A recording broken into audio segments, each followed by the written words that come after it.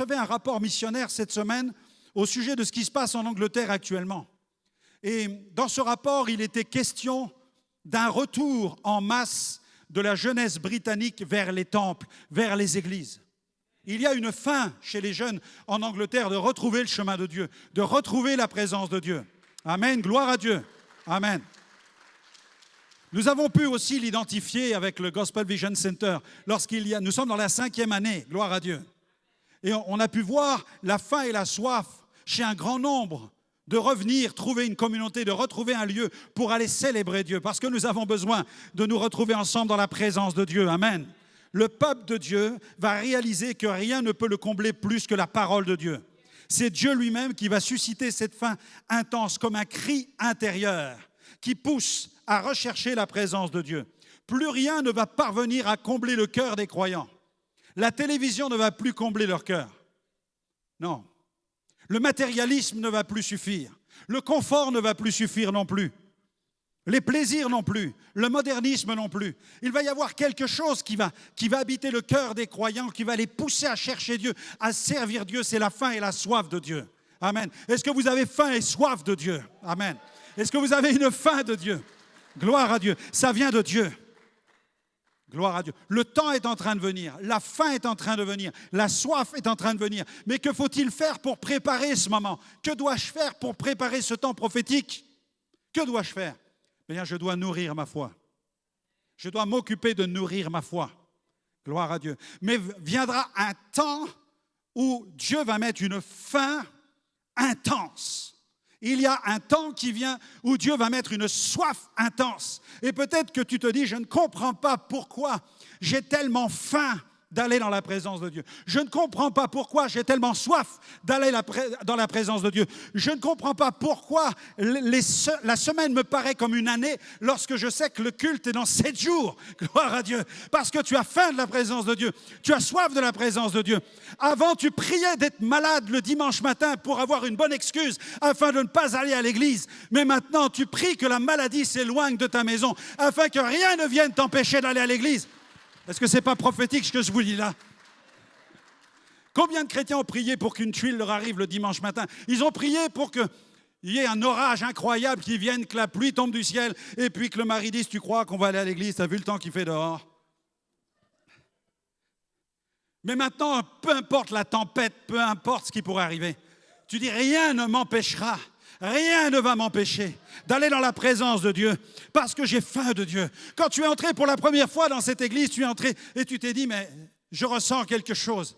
Et puis, au fil des jours, des semaines, ta vie a été transformée. Et aujourd'hui, tu fais le constat et tu te dis, mais je n'aurais jamais imaginé qu'un jour, je puisse avoir une telle faim et une telle soif pour aller dans la présence de Dieu. C'est parce que Dieu t'a rencontré. Ça, c'est le témoignage du Saint-Esprit qui est venu à ta rencontre et qui a transformé ton cœur, afin que ton cœur puisse avoir cette faim qui vient du ciel et cette soif qui vient d'en haut. Gloire à Dieu. Et plus tu manges, plus tu as faim. Plus tu bois, plus tu as soif. Gloire à Dieu. Parce que c'est le Saint-Esprit qui le fait, à lui soit toute la gloire. Gloire à Dieu. Le prophète des temps modernes, Tozer, a déclaré, tu ne peux désirer Dieu sans que ce soit Dieu lui-même qui ait d'abord mis ce désir en toi. Tu ne peux désirer Dieu sans que ce soit Dieu lui-même qui ait mis ce désir en toi. Heidi Baker a déclaré, Dieu ne remplit pas les cœurs pleins de tout le reste. Il comble les affamés. Gloire à Dieu. Troisième point, troisième dimension. Placer la relation avec le Saint-Esprit au-dessus des dons spirituels. John Arnott a dit, le réveil commence quand le Saint-Esprit devient une personne réelle, pas juste une force. Amen. L'onction ne se résume pas aux dons. La véritable onction ne se limite pas à la puissance.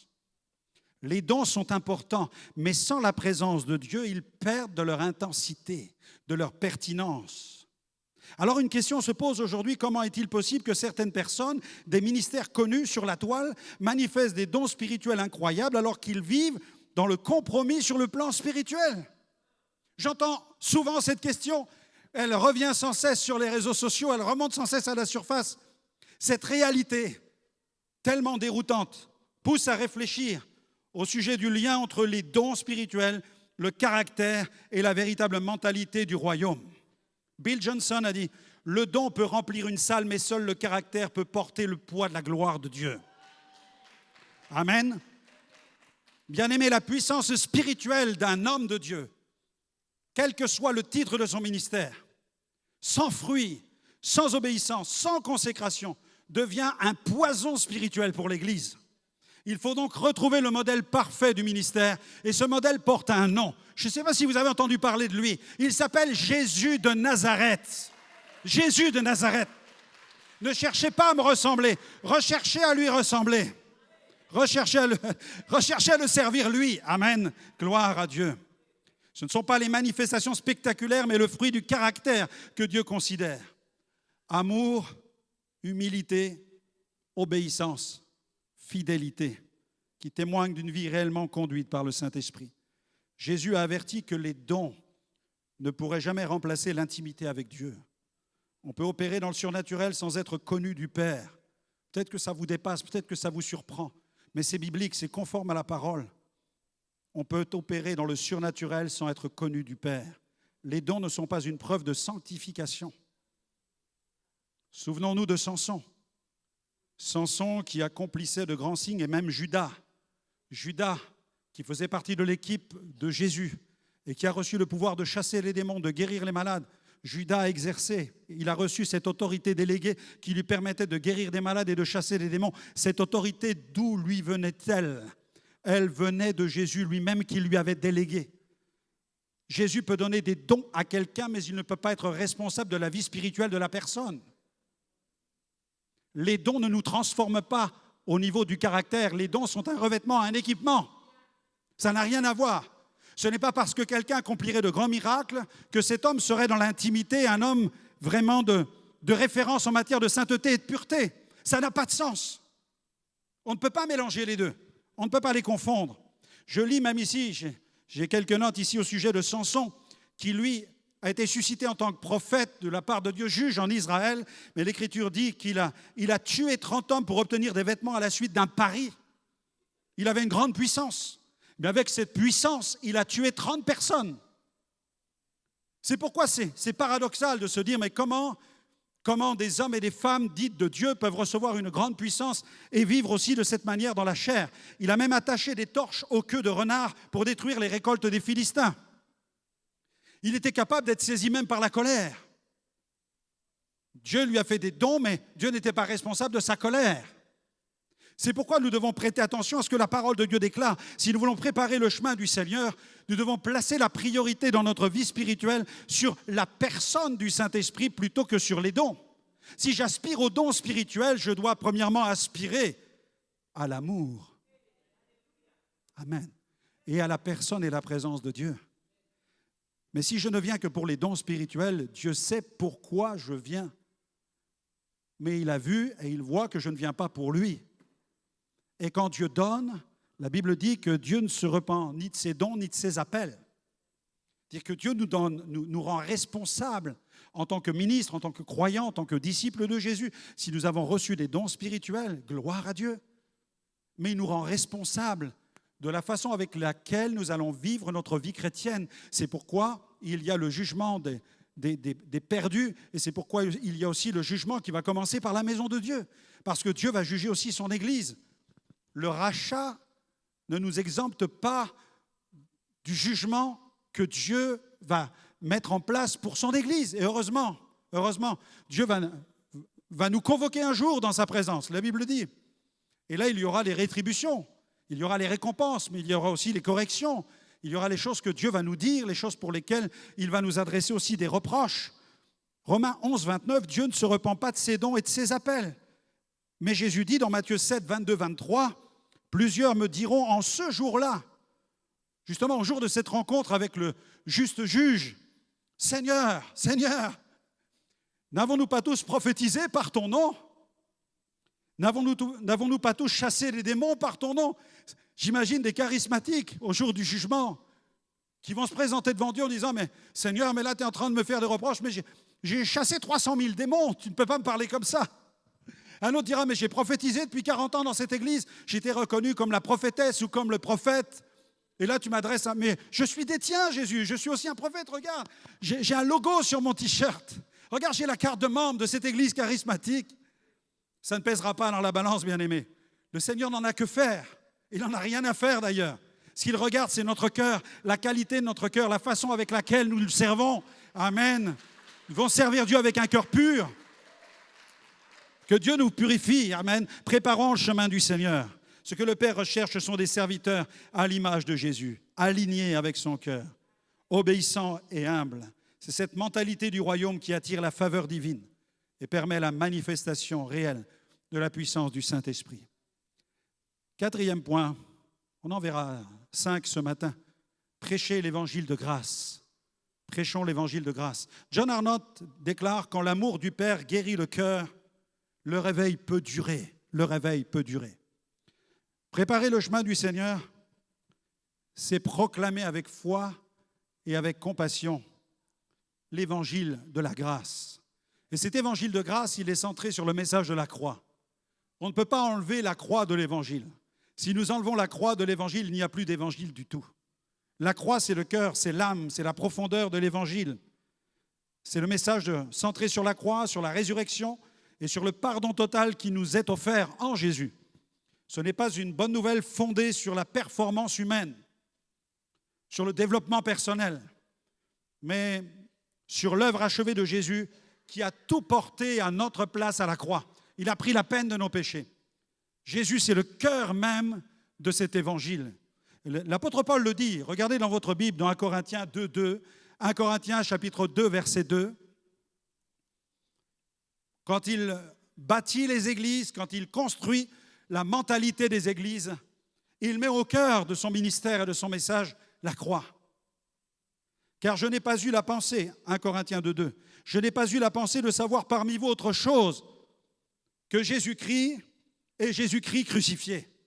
Quel qu'était le thème qu'il abordait, que ce soit la doctrine de la justification, doctrine du baptême, doctrine de la sanctification, doctrine du retour de Jésus, doctrine de la Sainte Seine, il y en a au moins, allez, au minimum une vingtaine, 20 doctrines fondamentales dans la Bible.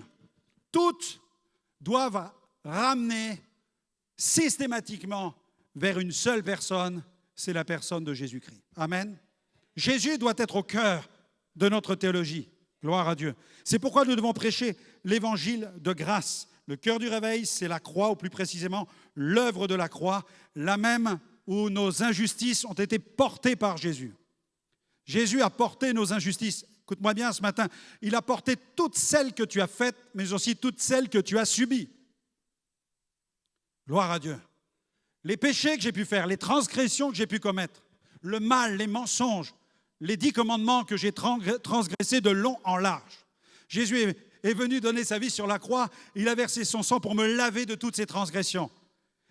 Pendant des années, j'ai prêché cette facette de ce bijou extraordinaire de la prédication de la croix. Amen. Et un jour, le Saint-Esprit m'a éclairé. Il m'a montré qu'il y avait une facette de ce diamant que je négligeais bien trop. C'est la facette des injustices que les pécheurs ont subies. Parce que je prêchais la repentance du pécheur. Vous savez, j'ai parcouru le monde de long en large pendant des années. Dans plus de 50 pays, je suis allé peut-être au moins 26 fois en Argentine. Donc je n'ai pas manqué de voyager sur la planète, de tenir des grandes croisades, des campagnes, d'amener le pécheur à la repentance. J'ai fait ça des milliers de fois, dans plus de 600 campagnes d'évangélisation. À chaque fois, j'ai prêché la croix, j'ai prêché Jésus qui pardonne les péchés. J'ai vu des milliers, des centaines de milliers venir à Christ. Et un jour, le Saint-Esprit m'a rencontré sur le terrain de ma propre prédication. Il m'a dit, il te manque quelque chose. Ceux qui viennent devant et qui répondent à ton message ne sont pas que des pécheurs. Ce sont aussi des victimes du diable. Satan les a maltraités pour qu'ils fassent des choses qu'ils n'avaient pas envie de faire. Waouh! Les injustices qu'ils ont subies. Et là, mon cœur s'est brisé dans la présence de Dieu. Tout à coup, il y a eu une compassion nouvelle. Il n'y avait pas simplement la compassion pour le pécheur qui doit venir se courber à la croix, mais il y avait une compassion pour le pécheur sur lequel Satan s'est déchaîné, pour les pousser à faire des choses qu'ils n'avaient pas envie de faire, parce que le monde gît sous la puissance du malin, et dans l'économie du royaume de Dieu, Dieu pèse toutes les justices et toutes les injustices. Et Dieu sait très bien que l'humanité est composée de millions d'hommes et de femmes qui ont commis des péchés, mais il sait aussi très bien qu'il y a une puissance qui a reçu de la part de l'être humain un pouvoir de domination. C'est celui de Satan qui domine. Le monde gît sous la puissance du malin. Et c'est pourquoi les êtres humains sont harcelés, sont maltraités par la maladie, par les démons, par toutes sortes d'asservissements, de vices et de passions. Ça ne dédouane pas l'être humain de se repentir de ses péchés. Comprenez-moi bien ce matin, ça ne nous dédouane pas. Mais en même temps, nous devons réaliser que derrière cela, il y a tout un stratagème, toute une stratégie satanique pour nuire à l'être humain. Et c'est pourquoi Jésus dit « Rien ne pourra vous nuire ». Parce que celui qui est en nous est plus fort que celui qui est dans le monde. Alléluia. Il a dit « Vous recevrez une puissance, vous serez mes témoins, gloire à Dieu ». Et quand tu prêches l'évangile, tu ne dois pas seulement prêcher la repentance aux pécheurs, mais tu dois aussi lui prêcher la restauration. Tu dois aussi l'amener à croire que son cœur qui a été tellement maltraité par les péchés qu'il a pu faire, mais aussi par ceux qu'il a subis, qu'il peut trouver dans la présence de Dieu la guérison de son cœur brisé. Oh, alléluia. Luc chapitre 4, Ésaïe 61. L'Esprit du Seigneur est sur moi parce qu'il m'a oint pour annoncer une bonne nouvelle aux pauvres et guérir ceux qui ont le cœur brisé. Saint-Esprit, ouvre notre cœur. Enlève la dureté religieuse de nos cœurs. Enlève le message, la prédication légaliste des prédicateurs. Enlève cela. Mets en nous un message de justice. Mets en nous un message qui t'honore. Donne-nous de voir, pas seulement le pécheur, mais la victime de la puissance du diable. Donne-nous de voir celui qui est coupable de ses péchés, mais de voir aussi en lui celui qui a été victime peut-être d'une enfance maltraitée, peut-être victime d'abus en tout genre. Donne-nous de voir, Seigneur, ce que les êtres humains ont subi pour qu'ils comprennent que nous ne sommes pas là comme des donneurs de leçons, mais que nous sommes là aussi pour les amener à une guérison intérieure, à une transformation, de telle manière qu'ils ne voudront plus vivre dans leurs péchés, parce qu'ils vont trouver quelque chose de tellement merveilleux, qu'ils vont se plaire dans la présence de Dieu et dans la présence du Père. À Dieu soit toute la gloire. Amen. Dieu soit béni. Prêchons l'évangile de la grâce de Dieu. Romains 5, 8, Dieu prouve son amour envers nous, en ce que lorsque nous étions encore des pécheurs, Christ est mort pour nous. Tout est là sous nos yeux. Tout est là sous nos yeux. Comme le disait un de mes amis, Bill Thomas, qui est auprès du Seigneur maintenant, et qui voyageait dans le monde avec moi pendant des années. Il me disait, Franck, quand tu prêches l'évangile et que ton doigt montre le public, il me disait, n'oublie pas les autres doigts qui te montrent toi. Il y a des doigts qui te pointent du doigt. Et il me disait encore, quand tu prêches l'enfer, il me disait, prêche-le avec des larmes dans les yeux. Prêche-le avec des larmes dans les yeux. Gloire à Dieu. Dieu soit béni pour l'évangile de la grâce. À la croix, la justice et la miséricorde se sont rencontrées. Le pardon ne concerne pas seulement nos fautes, mais aussi nos douleurs, trahison, abus, rejet, humiliation. Il vient s'occuper de ton parcours de vie. Il ne s'occupe pas seulement des fautes. Il ne t'appelle pas simplement à venir pour qu'il te dise « Regarde, j'ai réglé la facture de tes fautes, ce péché-là, je l'ai pardonné. » Non, il ne vient pas comme cela. Non. Il vient pour manifester la miséricorde sur ta vie. D'ailleurs, la Bible dit, c'est la bonté de Dieu qui nous pousse à la repentance. Sans la bonté de Dieu, nous ne serions même pas capables de nous repentir. Mais c'est Dieu qui nous pousse vers la repentance. Jean chapitre 1er, verset 17, la loi a été donnée par Moïse. Donc tu ne peux pas prêcher la loi de Moïse. Il dit, la grâce et la vérité sont venues par Jésus-Christ. Si tu parles de la loi de Moïse, tu dois en parler avec l'esprit de la grâce. Sinon, tu deviens un juge. Parce que Paul le dit, Romains chapitre 20 jusqu'au chapitre 8, sur 8 chapitres, il nous dit que la loi nous ferme la bouche et elle nous dit pécheur. Il n'y a pas d'espoir. Mais il dit grâce soit rendue à Dieu par Jésus-Christ. Alléluia, grâce soit rendue à Dieu par Jésus-Christ. Oui, la loi te ferme la bouche, mais la grâce vient transformer ta vie. Elle vient la libérer radicalement. Elle fait de toi une nouvelle créature. Dieu soit béni. Amen. Seule la grâce peut nous transformer. Je lisais cette anecdote, je regardais plutôt cette anecdote qui m'a fait rire cette semaine. Un prédicateur africain, il a raconté cette histoire incroyable. Il raconte l'histoire d'un homme qui est peut-être vous l'avez vu sur Internet, un alcoolique invétéré. Et le prêtre du village veut à toute fin faire de cet homme alcoolique, il veut en faire un chrétien. Alors il le convoque à l'église et puis il décide de le baptiser, mais de le baptiser dans un baptême par immersion totale. Alors toute la congrégation est rassemblée et puis il dit à l'église qu'il va faire de cet homme un chrétien. Alors il le prend, il le fait descendre dans le baptistère et puis là il le plonge une fois dans l'eau. Une fois. Ensuite il le plonge une deuxième fois. 2 fois. Ensuite il le plonge une troisième fois. Voilà, un enfant de Dieu, un chrétien. Alors la salle se lève. Gloire à Dieu, il est chrétien, il est né de nouveau. Alors cet homme rentre à la maison et puis là il dit à sa femme, ça y est chérie, maintenant, voilà, je suis vraiment un chrétien. Voilà, la chose est faite, je suis devenu un enfant de Dieu maintenant. Le prêtre m'a plongé 3 fois dans l'eau. Alors, il dit à sa femme, ça s'arrose. Il dit, apporte-moi une bière.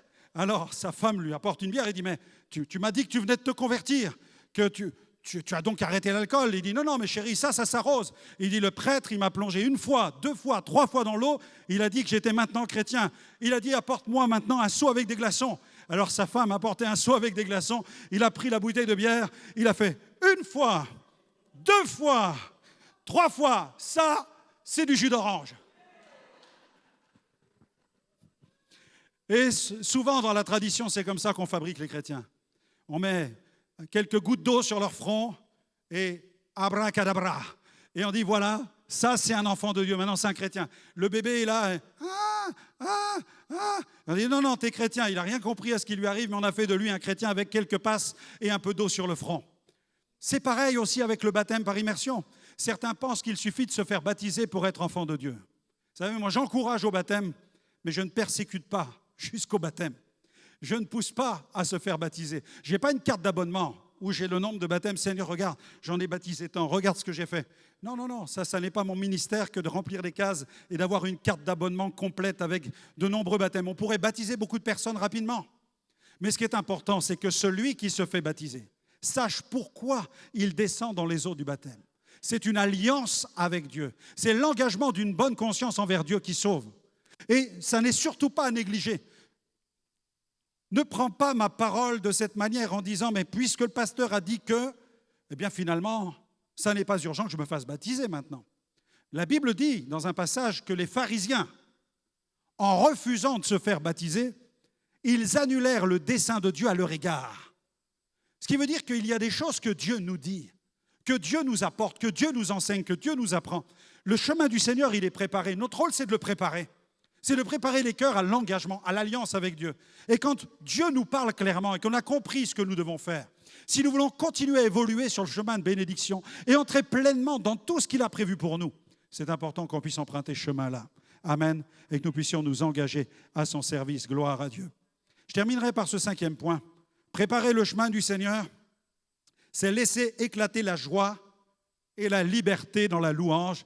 Et là, je pense que j'ai un peuple qui va répondre maintenant. Non, j'ai un peuple qui a envie d'aller manger, là. Est-ce que j'ai un peuple qui a envie de louer Dieu ce matin? Gloire à Dieu. Alléluia. Quand la grâce touche un cœur, la louange jaillit. David, le roi, David, le prophète, en est le bouleversant témoignage. Regardez dans 2 Samuel 6, 14 à 16. C'est un texte dans votre Bible que vous devez souligner avec un stabilo. Vous devez le mettre en fluo. Si parfois des gens vous reprochent d'être un peu trop extravagant dans la louange, dites-vous, mon pasteur m'encourage dans ce sens. Amen. Gloire à Dieu. David dansait. Si vous m'aviez connu à ma conversion, bien aimé, si vous m'aviez connu, wow, je ne dis pas que j'ai été baptisé dans du jus de citron, mais pas loin, pas loin. J'allais à l'église avec un costume gris, une cravate noire. Bon, maintenant j'ai un t-shirt noir, un pantalon noir. Hein. Mais j'étais un bon conservateur pentecôtiste. J'étais très conservateur et très pentecôtiste. Je n'aurais pas touché la main de ma femme dans une église. Et ma femme, ça la frustrait. Elle me disait, mais on ne fait rien de mal si tu me tiens la main dans une église. Puis dans une église, ça ne se fait pas. Mais elle me disait, l'église, c'est nous. Mais quand on sort de l'église, ou plutôt du temple, on est toujours l'église. Et donc, si je te donne la main devant le temple, je commets un péché quand je te donne la main à l'intérieur. Vous voyez, il fallait que ça monte là-haut. Et en fait, elle m'a libéré. Amen. J'étais plein de clichés, plein de tabous religieux. Et il nous faut nous libérer de ces choses-là. Gloire à Dieu. Il y a la décence, bien entendu. Mais on ne commet pas un péché si on donne la main à sa femme à l'église. Ça permet en fait à ceux qui sont là de se rendre compte qu'elle est déjà prise. Et que tu n'as pas intérêt à l'approcher. Sinon, je te fais une triple imposition des mains à la gorge. Il y a un Ushimata guéri. Amen. Gloire à Dieu. David dansait de toute sa force. Amen. Il dansait de toute sa force devant l'Éternel. Michal, fille de Saül, le regarda par la fenêtre et voyant le roi qui sautait, qui dansait devant l'Éternel, elle le méprisa dans son cœur. Oh, mes amis, il y a à se poser des questions quand on voit les gens exprimer la louange avec liberté, mais il y a un péché, c'est celui de mépriser quelqu'un qui adore Dieu. Je dis toujours, Seigneur, garde, quand je vois des trucs bizarres dans l'église, amen. Est-ce qu'il y a des gens bizarres dans la salle ici? Oui, toute l'église est bizarre, amen. Gloire à Dieu. Mais vous pouvez assister à des choses parfois étranges avant d'intervenir, bien-aimés. Je dis, Seigneur, garde-moi de ne pas interrompre l'action du Saint-Esprit. Amen. C'est important, parce que ce que quelqu'un fait, s'il le fait pour Dieu, je dois veiller à ne pas mépriser la personne dans mon cœur. Je ne suis pas censé comprendre tout ce que les uns et les autres font dans la présence de Dieu. Comme Heidi Baker, quand elle est allée à Toronto et qu'elle était en pleine dépression, en burn-out total, et qu'elle s'est avancée à l'appel et qu'elle a fait le poirier devant le pasteur John Arnott. Mes amis, quand vous êtes un pasteur de type classique et que vous voyez quelqu'un à l'appel faire le poirier en face de vous, vous dites, chérie, à demain. Là, vous dites, je suis tombé où? Mais ce jour-là, Heidi Baker a vécu une rencontre avec Dieu. Et Dieu l'a mis sans dessus-dessous. C'est ce que l'équipe a compris à ce moment-là.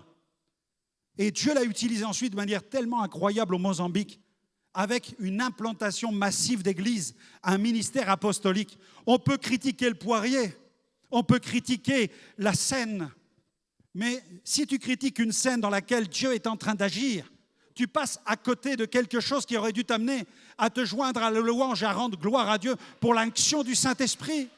Et Heidi Baker, c'est une femme, si vous la voyez sur une estrade, vous allez dire, mais elle sort de quelle planète? Elle vient de quel endroit? De quel hémisphère? Vous vous demandez qui est cette personne.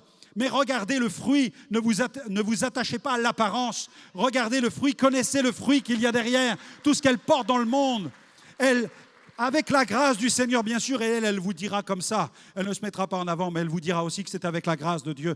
Elle nourrit des centaines de milliers d'enfants dans son pays chaque semaine. Est-ce qu'on peut acclamer Dieu pour ça? Alléluia.